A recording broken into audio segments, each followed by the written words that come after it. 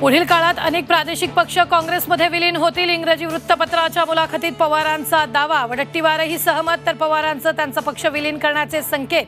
फडणवीसांची टीका. भाजप सरकार आल्यास घरोघरी सीसीटीव्ही लावतील. झी 24 तासच्या टू द पॉइंट मुलाखतीत आदित्य ठाकरेंचं वक्तव्य. मुंबईतील मराठी माणसाला ठाकरेंनीच निर्वासित केलं. फडणवीसांचा टोला.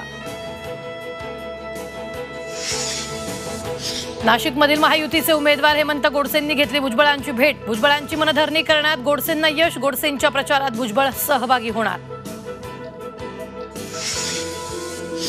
संभाजीनगर आणि धाराशिव नामांतराच्या वादावर सरकारला मोठा दिलासा. सरकारच्या निर्णयाविरोधातील याचिका हायकोर्टानं फेटाळल्या.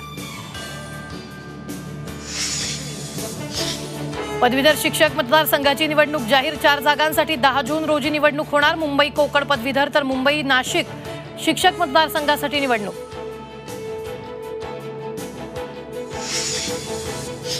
कांदा निर्यात करणारे नाशिकचे 400 कंटेनर नवी मुंबईत अडकले. किमान मूल्य कराबाबत आदेश नसल्यानं JNPT मध्ये कंटेनर्सच्या रांगा.